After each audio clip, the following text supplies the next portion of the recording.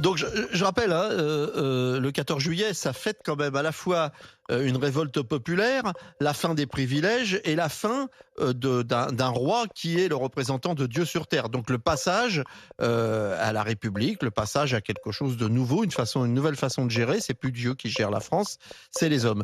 Et je rappelle que jusqu'en 1880, il n'y a pas eu, on a fêté certes le 14 juillet, mais il n'y avait pas de défilé militaire, c'était une fête populaire.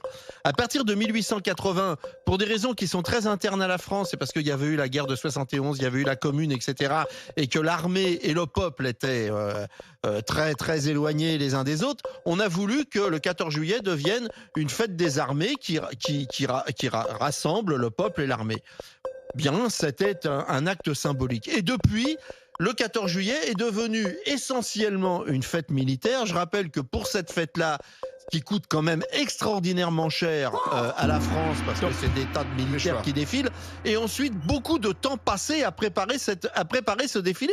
C'est incroyable, j'ai juste approché, regardé un petit peu ce que ça signifiait. Il y a des gens, ils travaillent depuis 6 mois pour ce jour, pour défiler parfaitement en règle. Oui, c'est extrêmement stressant. Il y a peut-être autre chose à foutre. Il y a peut-être autre chose à foutre pour les fonctionnaires. Non, mais ça fait 1 minute 30 de discours.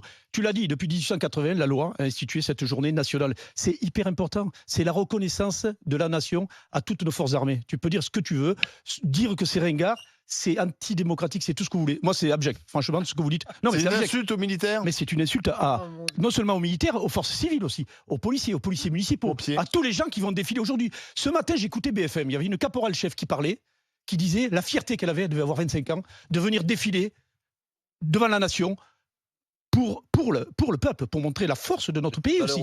Mais tu ne peux pas dire à un seul instant que c'est ringard. C'est une honte. Franchement, c'est une honte. Alors, on ne peut pas jeter il a le droit de le dire parce que c'est un débat. Parce que s'il ne le dit pas, il n'y a plus de débat. Oui. Ouais, mais écoute, Bruno Poncet et ensuite Marianne Soubré. Bruno Poncet, pourquoi tu penses que c'est ringard? T'es anti-militaire? Déjà, je vais faire de la peine à ma maman parce qu'elle m'y avait emmené une fois quand je voulais le voir, donc déjà. Et moi, je veux pas avoir un discours de Miss France et vous expliquer la guerre, machin. Mais moi, de voir des armes défiler comme ça, avec des armes, avec montrer cette puissance. Oui, alors cette puissance, si on était un État sérieux, il y a une guerre pas si loin que nous. Notre puissance, elle est dans la rue, là, en France. On n'est pas en train d'aider un peuple qui souffre, qui se fait bombarder. On l'aide, hein. Non, on l'aide pas tellement, je trouve. Hein. On l'aide.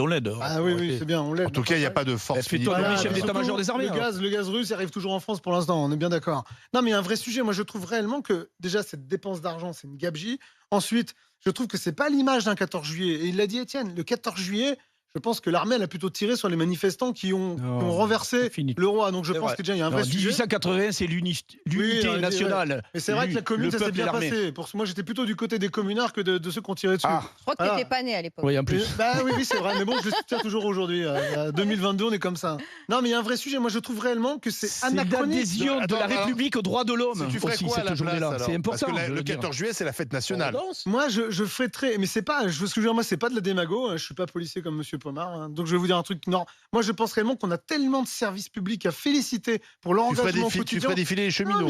Non, mais moi, je fais défiler personne. En fait, Bruno Poncet, il veut défiler à la place. Oui, mais c'est ça. On mettrait une locomotive, si vous voulez. Oui, bien sûr. Non, mais je pense réellement qu'il faudrait récompenser ceux qui s'engagent au quotidien. Et tu parles de la police. Moi, j'ai rien contre eux. Mais je vois pas en quoi ça va favoriser le quotidien des policiers qui se font tuer en ce moment. Mais c'est reconnaissance pour ces gens-là. T'es sérieux? Ça leur fait plaisir, mes copains du RAID et qui sont là. Je peux te dire que c'est un honneur pour eux d'être là. Non.